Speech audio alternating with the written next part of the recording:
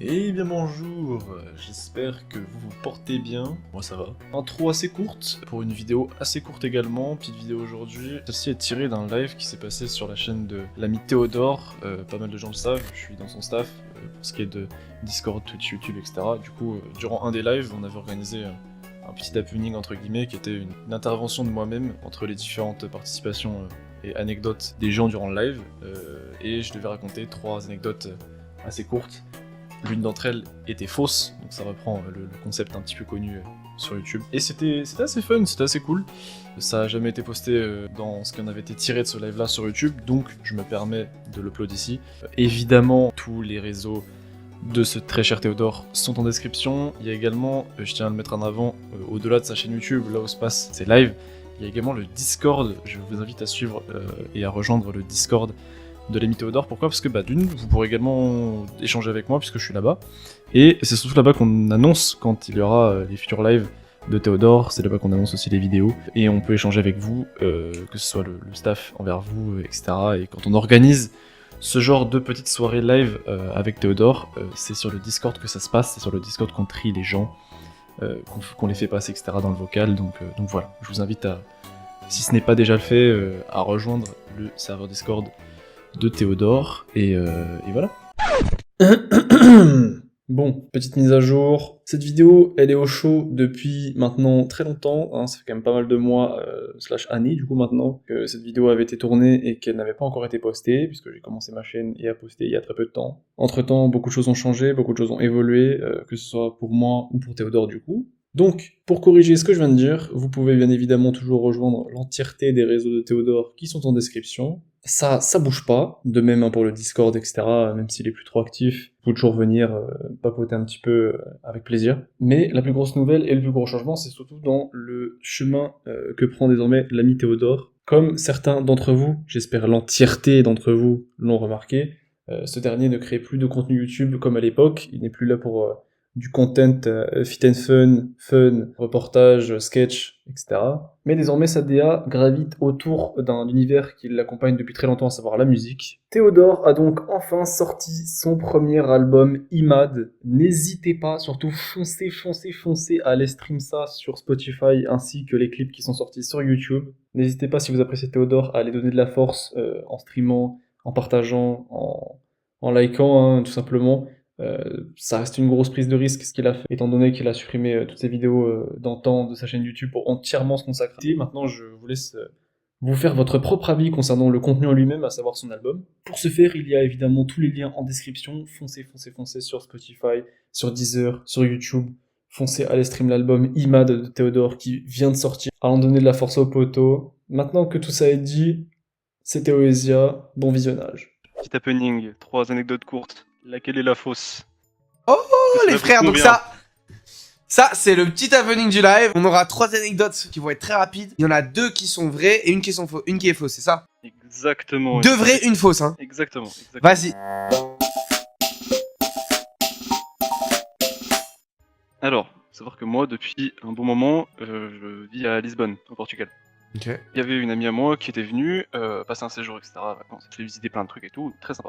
Chose étant que, en fait, à un moment donné, bah écoute, on va à la place, à Avenida Liberdade. Donc en gros, c'est les Champs-Élysées version Lisbonne. Ok.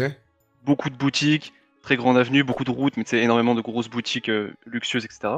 Et bien que je ne sois pas grand fan de Gucci, en fait la boutique là-bas est assez stylée je trouve, et il y a beaucoup de belles choses, donc à un moment donné, je sais pas, on passe à Gucci, on voulait y aller. Je remarque que, il y a énormément de police, de sécurité, de mecs en chemise avec le truc rouge et tout, enfin je comprenais pas trop. Mais ça m'a pas sauté aux yeux, parce qu'en fait il y a beaucoup de police et de sécurité, mais il faut savoir que Lisbonne c'est la 3ème capitale la plus safe du monde. Il y a très peu de faits divers comparé à la France et tout, tu vois, c'est très tranquille. Faut savoir que les mondes, t'es assez bien habillé et tout, tu sais, quand tu vas là-bas dans ce genre de boutique, si tu vas dans une certaine tenue, c'est pas fou. Et en fait, là, le truc, c'est que les mecs de la sécurité me regardent, mais sans plus, tu sais, en mode un peu bizarre, je calcule pas trop.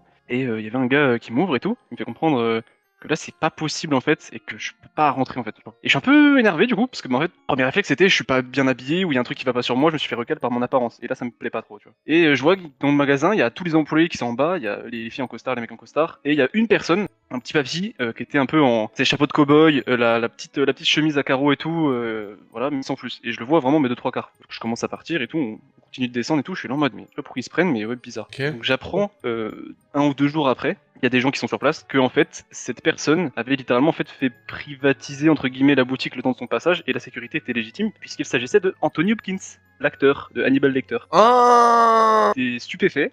Parce que Ok. moi, c'est un acteur que je surkiffe. Moi, hier, j'ai vu l'acteur de Jon Snow. C'est vrai? Je te jure, il était au match avec moi. Enfin, il était vraiment derrière nous, quoi. Ah ouais, c'est vrai, incroyable. Seconde anecdote. Alors un jour, quand j'étais très jeune, donc à savoir au collège, je devais être en 4ème, un truc comme ça environ, j'étais dans une classe qui était une classe dédiée à l'apprentissage de l'allemand, en fait. Et Ah ouais, j'étais la donc flemme. avec des potes, j'étais donc avec des potes que j'appréciais beaucoup, etc. En fait, faut savoir que l'allemand en France, l'éducation nationale fait pas trop d'efforts pour ça. Ouais, de fou. Donc les cours sont un peu chiants, etc. Tu vois ce que je veux dire. Et en fait, cette année-là, c'était tellement atypique. Pendant 3 mois, on n'avait pas eu de prof parce qu'il n'y en a pas, en fait, de disponible. Jusqu'à ce qu'un prof retraité vienne nous voir, en fait. Tellement il n'y avait pas de prof, en fait, pour l'allemand. C'était un prof retraité qui avait 80 ans. Il avait des t-shirts avec marqué vendange et tout dessus, tu sais, Sarwell, enfin, waouh, bref. Un jour, donc j'avais un pote très très rigolo, Kylian Dédicace.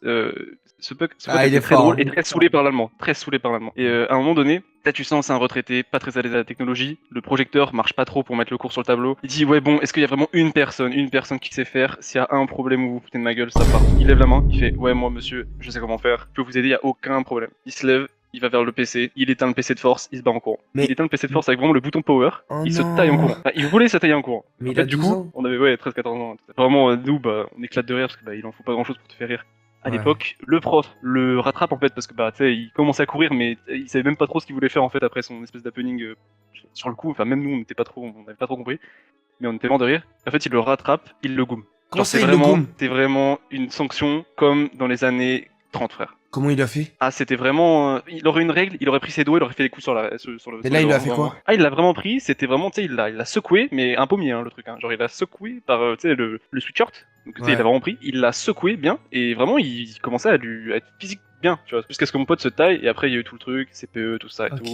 Voilà. ok. Mais vraiment c'était hardcore. Ok, donc, pour on la a les deux seconde anecdotes. anecdote, voilà. On a les deux anecdotes. Vas-y, la troisième. La troisième, faut savoir que dans ma vie j'ai fait beaucoup de sport, et donc à un moment je faisais du baseball. Il y avait eu donc les championnats de France, etc. Et j'étais au playoff, donc c'était le moment où tu sais, tu te retrouves, gros événement, tu sais, c'est les quarts de finale, et trucs comme ça, c'est vraiment tu sais, le Ouais, meilleur ouais. niveau qui est disponible. Playoff, quoi. Ok. Il met pour les gens de notre âge, pour les championnats de France, etc. Ouais, non, vraiment. Et en fait, faut savoir qu'on avait déjà eu une journée de match de passé, etc. J'étais avec des potes et tout, parce qu'il y en a, bah, tu sais, c'était des potes, et en même temps, en plus, on se connaissait du baseball, mais aussi de la vie IRL. Donc, à un moment donné, c'était un soir de match, et ce soir de match-là, en fait, on était donc dans des chambres qui étaient toutes adjacentes. On s'est retrouvés dans une chambre, je sais pas pour quelle raison, mais il y avait un des gars dans notre équipe qui était pas trop apprécié des autres.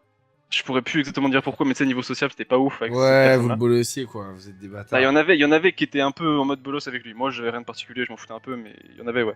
Bref, mais à ce moment-là, rien de particulier. Seulement, il y en avait qui se tauntaient un peu, qui se provoquaient un peu. Alors, me demande pas pourquoi. Il y avait des lits en bas et des lits à étage, Superposé, dans quoi. les pièces, exactement, dans les pièces où on dormait. Et on s'est tous retrouvés dans une de ces pièces. En fait, moi, j'étais sur le lit du haut, je faisais l'arbitre, et en bas, je faisais des espèces de matchs de catch. Le match C'est de le soir catch des avec matchs. quoi? Voilà, des matchs de catch où le but c'était littéralement de mettre par terre, enfin sur le lit couché l'autre jusqu'à ce que tu gagnes. Après ça tournait, et les autres passaient, et il y en a qui se faisaient déglinguer et il y en a qui se faisaient pas déglinguer. Ok. Tout simplement. Sauf que en fait jusqu'au moment où il y avait cette fameuse personne qui de base se faisait un peu bolos et tout, mais il avait une grosse carrure. Enfin il avait une carrure de gars assez costaud. Et à un moment donné, il se passe que il y avait un gars, donc le gars en question qui se faisait un peu bolos et tout, mais un peu bonne carrure, et l'autre qui s'appelait Léopold. Les deux commencent à faire le truc et tout. Et en fait à un moment donné, l'autre se vénère un peu. Il le prend, il le retourne entre guillemets, et en fait il le retourne la jambe, fracture. Presque fracture ouverte, on voyait vraiment son os. Oh non. Donc bordel monstrueux, parce qu'en fait il hurle de douleur et tout, c'est un bordel monstre. Nous on sait même pas trop quoi faire et tout. Il y en a fait, ils se sont barrés, mais vraiment juste pour se barrer. Il y en a qui ont été prévenir les coachs en fait, parce qu'en fait vraiment on est là avec les coachs et les mecs de l'équipe juste pour jouer, parce que playoff, championnat de France, pression du sport de base. Évidemment, bah gros problème, cette personne-là n'a pas pu jouer au baseball pendant très longtemps après ça, opération. Oh et tout. non, ouais, je vous avais tué son rêve. Ouais non mais je sais pas, en fait c'était un bordel. Ouais, non, mais je vraiment un capte. bordel monstre. Quelle est selon vous l'anecdote fausse? Pour moi, c'est la 2 qui est fausse parce que quand on a parlé du gars qui t'a. Enfin, le papy et tout, moi je vois pas le papy déglinguer un petit gars, tu vois. Et en plus, t'as pas su exactement expliquer comment il l'avait déglingué. Alors dis-nous tout de suite laquelle est la vraie, laquelle est la fausse? C'est votre dernier mot, Jean-Pierre, la deuxième. C'est Il le dernier mot. s'agissait de la deuxième, c'était bel et Let's bien la go le chat, on a gagné.